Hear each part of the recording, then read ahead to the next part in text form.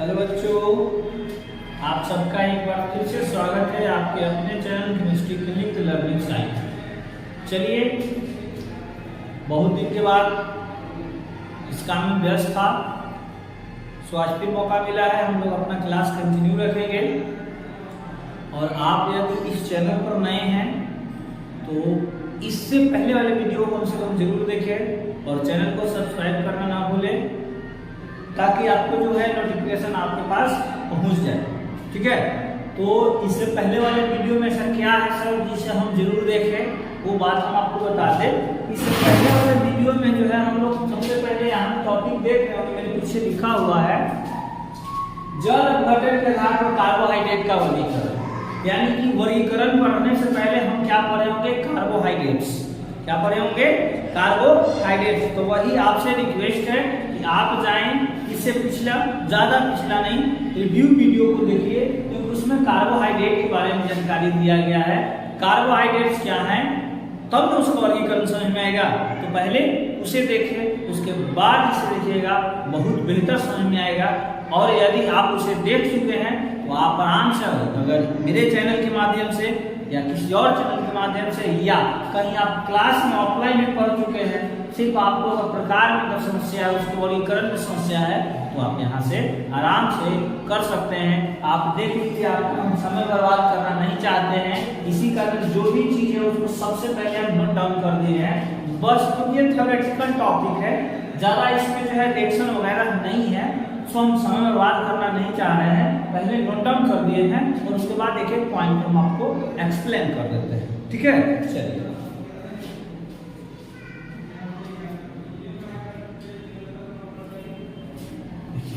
हमारा टॉपिक है जल अपघटन के आधार पर कार्बोहाइड्रेट्स का वर्गीकरण। बेस क्या है? जल अपघटन यानी hydrolysis. Classification of carbohydrates based on hydrolysis. जल अपघटन का अर्थ होता है कार्बोहाइड्रेट को जल में मिलाकर, वो जल बॉइल हो सकता है, नॉर्मल हो सकता है, दोनों प्रकार के हो सकते हैं। यानी जल अपघटन हाइड्रोलाइसिस करके कार्बोहाइड्रेट का वर्गीकरण यानी कि बांटा गया है। तो क्या है? जल अपघटन के आधार पर कार्बोहाइड्रेट्स को निम्न 3 भागों में बांटा गया है। इंग्लिश वाले अगर स्टूडेंट आपका लैंग्वेज इंग्लिश है तो आप आराम से समझ सकते हैं क्या है। On the basis of hydrolysis, on the basis of क्या? Hydrolysis, carbohydrate are classified into following 3 types. जो कार्बोहाइड्रेट है उसको निम्न 3 भागों यानी फॉलोइंग 3 टाइप्स 3 भागों में बांटा गया है। वो हमारा क्या है? पहला है मोनोसेकेराइड। पहला क्या है? सबसे सरल कार्बोहाइड्रेट हमारा मोनोसेकेराइड। दूसरा है हमारा ऑलिगोसेकेराइड एंड थर्ड और लास्ट हमारा क्या है? पॉलीसेकेराइड। देखिए 3 है। जल अपघटन on the basis of hydrolysis carbohydrate classified into following 3 types. जल अपघटन के आधार पर कार्बोहाइड्रेट 3 भाग में बांटे गए हैं। पहला मोनोसेकेराइड, दूसरा ऑलिगोसेकेराइड एंड थर्ड और लास्ट जो है हमारा क्या है? पॉलीसेकेराइड। देखिए यहाँ एक एक करके हम लोग सबका डिफाइन भी लिखे हुए हैं, उसको भी समझेंगे कि हम खुद नहीं चाहते हैं कि किसी का समय बर्बाद हो अलूल जलूल बात सुनकर। ठीक है, चलिए पहला टॉपिक है, पहला वर्गीकरण जो हमारा क्या है वो है मोनोसेकेराइड। मोनोसेकेराइड अगर आपको शब्द समझ में नहीं आ रहा है तो सबसे पहले सेकेराइड समझिए। एक चीज पिछले वीडियो में बता हुए हैं, सेकेराइड को हम लोग अन्य भाषा में क्या कहते हैं? कार्बोहाइड्रेट्स। यानी मोनो कार्बोहाइड्रेट्स और ऑलिगो कार्बोहाइड्रेट्स और पॉलीसैकेराइड। कार्बोहाइड्रेट्स ना कहकर मोनोसेकेराइड, ऑलिगोसेकेराइड और क्या कहेंगे? पॉलीसेकेराइड। देखिए पहला जो है हमारा मोनोसेकेराइड है। क्या है? वैसे कार्बोहाइड्रेट्स जिसे और सरल यौगिकों में जल अपघटन नहीं किया जा सकता। वैसे कार्बोहाइड्रेट्स जिसे और सरल यानी साधारण या सिंपल इंग्लिश हो जाएगा, यौगिकों में जल अपघटन नहीं किया जा सकता है, उसे मोनोसेकेराइड बोलते हैं। इसका अर्थ हो गया कि मोनोसेकेराइड में वैसे कार्बोहाइड्रेट आएंगे जो जल से आपको दिखने के लिए तो लग रहा है कि अभिक्रिया हो रहा है, लेकिन कार्बोहाइड्रेट उससे अब सरल यौगिक में टूटने से नहीं रहते। क्या है विच कार्बोहाइड्रेट्स विच नॉट क्या टू सिंपल मॉलिक्यूल्स, यानी कि और जो होगा सिंपल मॉलिक्यूल्स में या सिंपल कंपोनेंट्स में ये टूटेगा नहीं, उसे क्या कहेंगे हम लोग मोनोसेकेराइड। इसमें हमारा जो एग्जांपल वो क्या है ग्लूकोज, फ्रुक्टोज और गैलेक्टोज। तीन है हमारे पास, ग्लूकोज, फ्रुक्टोज और क्या गैलेक्टोज, यानी कि एक ऐसे कार्बोहाइड्रेट्स है जो जल में अगर डाला जाए या जल के साथ मिलाया जाए तो ये जो होंगे और छोटे अणु में, छोटे मॉलिक्यूल्स में, छोटे कंपाउंड्स में नहीं टूट सकते हैं। आप कहिएगा सर हम तो ग्लूकोज घोलकर पानी के साथ पीते हैं तो वो घुल जाता है ना। आप देखे होंगे, आपको ऐसा लगता है गिलास में लीजिए, दुकान से ग्लूकोज लाइए, घोलिए, घुल भी गया, ठीक है, वो घुल भी जाएगा, लेकिन बॉडी में जाकर वो उससे छोटे अणु में और नहीं टूटे। बात समझिए। जैसे कि कुछ स्टूडेंट्स होते हैं, आप इस पॉइंट पर समझ लीजिए, कुछ स्टूडेंट्स होते हैं उनको कहा जाता है कि बाबू सर पे एग्जाम है, थोड़ा सा सीरियस होकर पढ़ाई पढ़ लीजिए। हाँ सर एकदम जो कर एकदम जी सर हाँ सर इसका सिवा कुछ नहीं करते हैं। फिर 1-2 दिन बाद पूछिए हालत तो वही, यानी सामने से तो लगते हैं कि सुधर गए, हम जो कहे वो मान लिए, लेकिन वो सुधरते नहीं है। वही बात इन सब कार्बोहाइड्रेट्स में है। देखने से तो लगता है कि जल में पूरी तरह क्या हो गया है, घुल गया है, लेकिन जल में ये घुल कर और छोटे अणु में नहीं टूटता है। तो उन सबको हम लोग क्या कहेंगे मोनोसेकेराइड। एक बहुत ही अच्छा सा बात यहाँ ये है कि सबका जो सूत्र होता है वो समान होता है, C6H12O6। हो सके तो आप ग्लूकोज का फार्मूला जान रहे होंगे, ग्लूकोज का फार्मूला C6H12O6 होता है, लेकिन शायद आपको जो होगा फ्रुक्टोज का, गैलेक्टोज का फार्मूला पता नहीं होगा। तो पता कर लीजिए, ग्लूकोज हो, फ्रुक्टोज हो या फिर गैलेक्टोज हो, सबका समान सूत्र क्या होता है C6H12O6। एक बार फिर रिपीट करते हैं, ध्यान से सुनिए।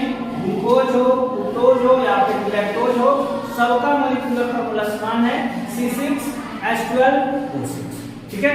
अगला जो हमारा टॉपिक है, अगला जो वर्गीकरण है, प्रकार है, टाइप है, वो है ऑलिगोसैकेराइड। वो हमारा क्या है ऑलिगोसैकेराइड। मोनोसैकेराइड को कोई दिक्कत नहीं, सिंपल वे में समझिए। जो जल से क्रिया करके छोटा अणु नहीं बनाएगा उसे कहेंगे क्या मोनोसैकेराइड। ऑलिगोसैकेराइड हमारा है वैसे कार्बोहाइड्रेट्स जो जल अपघटन द्वारा 2 से 10, जो जल अपघटन द्वारा, यहां ध्यान दीजिए, 2 से 10 तक मोनोसैकेराइड के अणु देते हैं।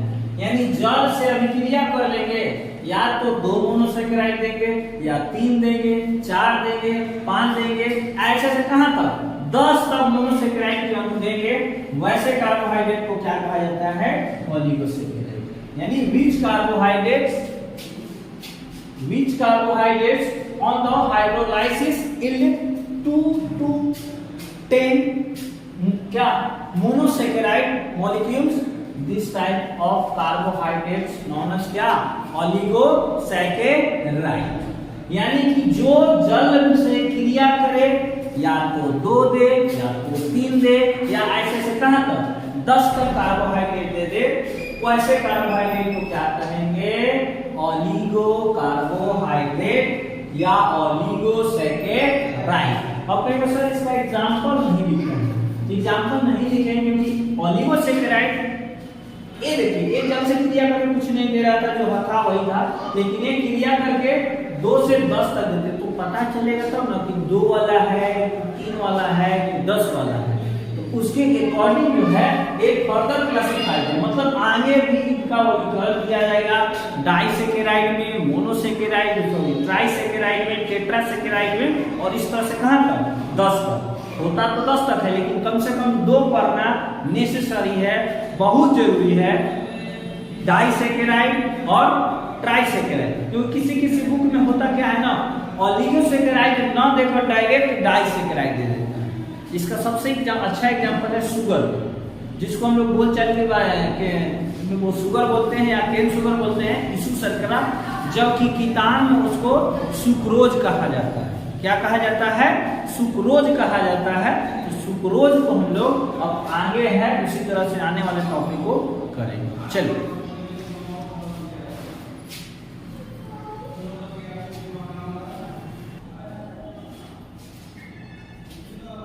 चलिए ओलिगोसेकेराइड, क्या बोले कि ओलिगोसेकेराइड होता है, क्या होता है, जो 2 से 10 तक के मोनोसेकेराइड को प्रदान करता है जल अपघटन के द्वारा, उसको ओलिगोसेकेराइड कहते हैं।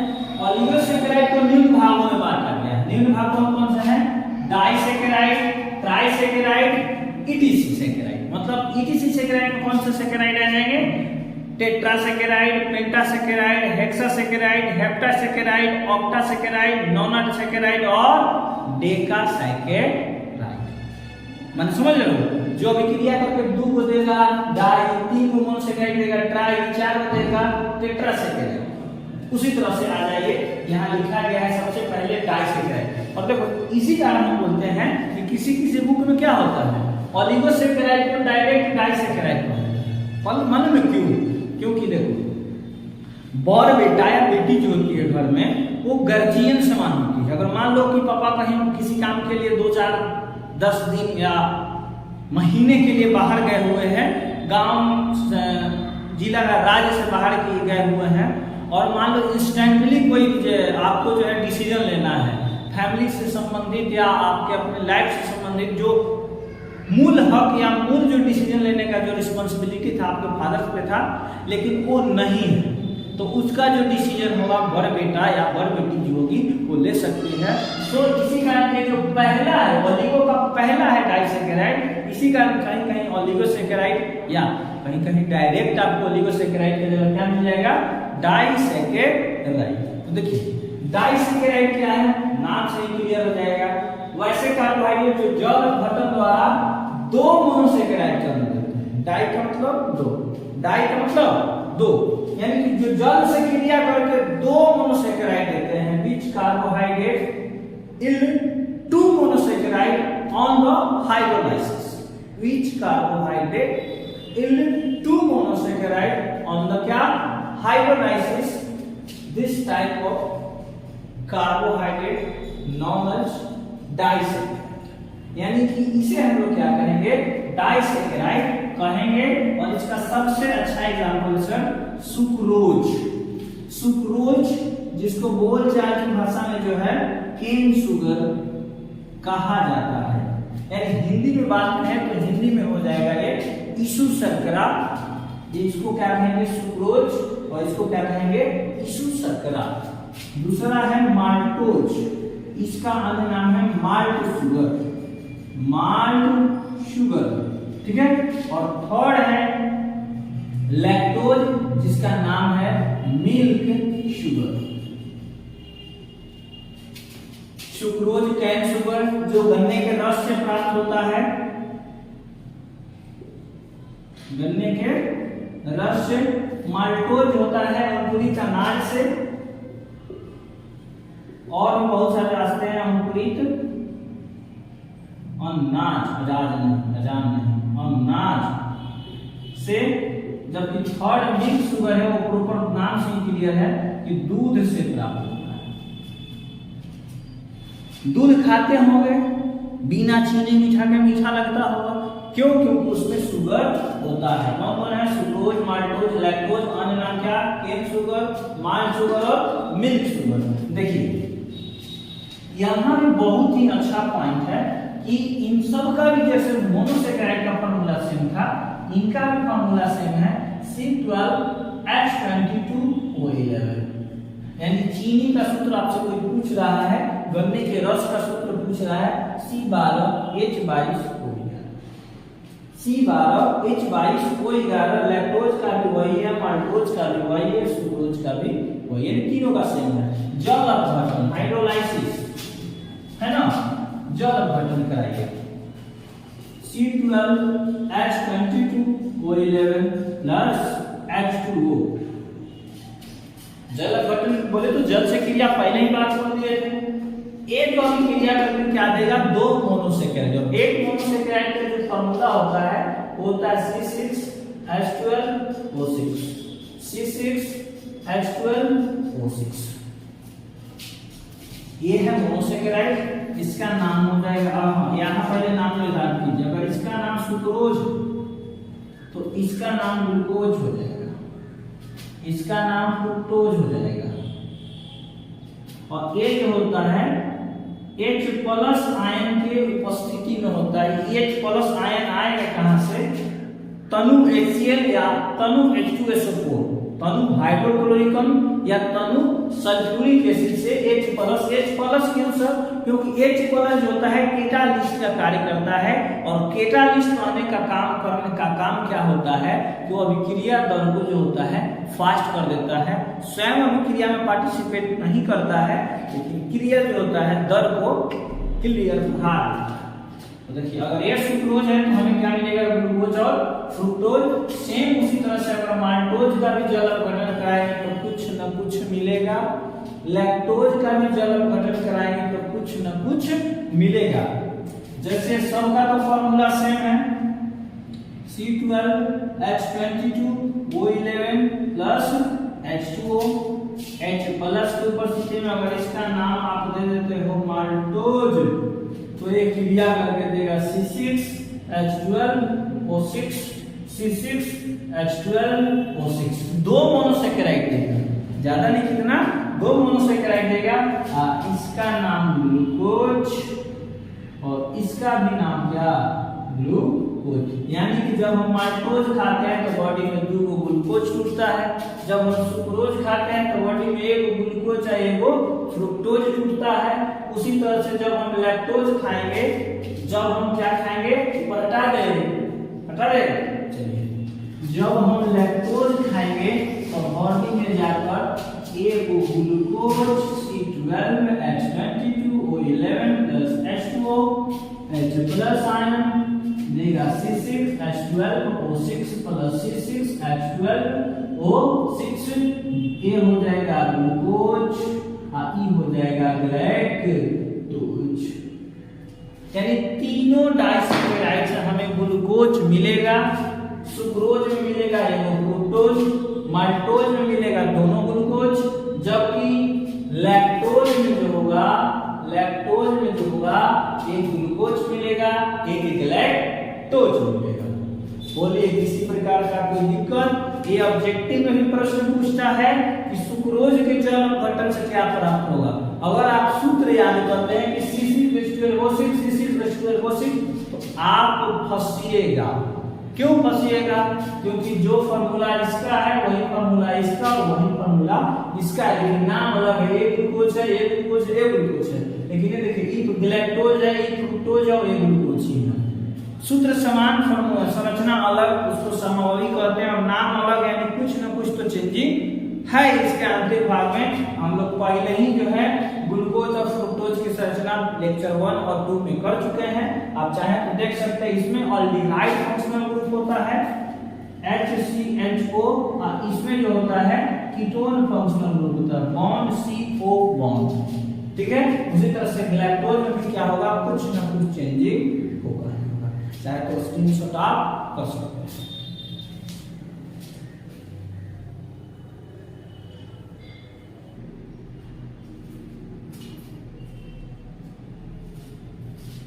चलिए, जो हमारा अगला क्या है, हमने भी क्या किए, डाइसैकेराइड। ये हमारा क्या है, ट्राइसैकेराइड। ट्राइसैकेराइड यानी वैसे कार्बोहाइड्रेट जो जल अपघटन द्वारा 3 मोनोसेकेराइड का प्रदान करते हैं। देखिए क्या हो, 3 ठो। डाइसैकेराइड कितना प्रदान कर रहा था, 2। ट्राइसैकेराइड कितना प्रदान करेगा, 3 मोनोसेकेराइड क्या प्रदान करते हैं, उसे क्या कहते हैं, ट्राइसैकेराइड। यानी कि which carbohydrates on the hydrolysis give 3 monosaccharides. Which carbohydrates give 3 monosaccharides? This type of carbohydrates known as क्या? ट्राइसैकेराइड. इसका एग्जांपल क्या है? रेटिनोज. क्या है? रेटिनोज. जब अपघटन कराइए क्या देगा? ग्लूकोज, फ्रुक्टोज और क्या? ग्लैक्टोज. ग्लूकोज एक मोनोसैकेराइड है, फ्रुक्टोज भी एक मोनोसैकेराइड है और ग्लैक्टोज भी एक क्या है? मोनोसैकेराइड है. तो चलिए हमको सबका सूत्र पता है. C6H12O6 C6H12O6 C6H12O6 सबको पता है. अगर रेटिनोज जल का भी पता है तो आप हमें बताइएगा कमेंट करके कि रेटिनोज का जो फॉर्मूला होगा वो क्या होगा. कर सकते हैं ना? सब पता है सर, बराबर पता है, बराबर करके लिख देना है. आपको एक सही वाला दे दिया गया, दूसरा सही वाला आपसे पूछा जा रहा है. चलिए थर्ड और आज का लास्ट टॉपिक कार्बोहाइड्रेट का लास्ट टॉपिक जो है वर्गीकरण का, और वर्गीकरण किया गया है पॉलीसैकेराइड. पॉलीसैकेराइड यानी वैसे कार्बोहाइड्रेट्स जो जल अपघटन द्वारा असंख्य, जिसको काउंट नहीं कर सकते हैं, असंख्य मोनोसैकेराइड के अणु देते हैं. असंख्य मोनोसैकेराइड के यानी अनलिमिटेड, इनफिनिट, अभी लेवल में कहा जाए तो अनंत मोनोसैकेराइड के अणु जो प्रदान करते हैं वैसे कार्बोहाइड्रेट को कौन सा कार्बोहाइड्रेट कहते हैं? Polysaccharide. Which carbohydrates gives infinite monosaccharide on the क्या? Hydrolysis. This type of carbohydrates known as polysaccharide. जैसे हैं स्टार्च, सेल्यूलोज, सब पौधे में पाए जाते हैं सर. हम साग सब्जी जो होता है, दाल, उसमें पाया जाता है. स्टार्च जो है मेनली चावल, आलू, दाल, ये सब में पाया जाता है. जबकि ये जो होता है पौधों में पाया जाता है ये सब. और इस ये सब का जो सूत्र होता है किसका? स्टार्च और सेलुलोज का, वो होता है C6H10O5. 16 नहीं है, 10 है सर. हॉल. यही कारण है, ध्यान दीजिएगा यहाँ, यही कारण है कि जिसको डायबिटीज होता है, जिसको शुगर भी बोलते हैं या गांव उधार उसको चिनिया रोग बोलते हैं, जिनको ये समस्या होता है वो 4 स्पंज मिठाई रसगुल्ला खाना पसंद करेंगे लेकिन एक मुट्ठी चावल नहीं खाएंगे. अगर आपके आस पड़ोस में कोई डायबिटीज पेशेंट है जिसको शुगर की समस्या है, उसे कहेगा कि हम आपको 2 ऑप्शन देते हैं, एगो में 5 रसगुल्ला है या एगो में एक मुट्ठी चावल है या 2 आलू है पका हुआ, कौन खाइएगा? तो कहें हम रसगुल्ला खाएंगे, हम आलू चावल नहीं खाएंगे. मालूम है क्यों? क्योंकि जब रसगुल्ला खाएंगे तो बॉडी में 2 कार्बोहाइड्रेट टूटेगा, क्योंकि वो या तो ग्लूकोज से बना होगा या तो सुक्रोज से बना होगा या तो लैक्टोज से. दूध चीनी के सहायता से रसगुल्ला बन जाता है, तो वो 2 कार्बोहाइड्रेट बॉडी में तोड़ेगा. जबकि भाई जो क्रिया करेगा, ये देखिए इसका जो क्रिया होता है O5 हॉलेन जल से क्रिया करके जो होता है असंख्य ग्लूकोज देता है.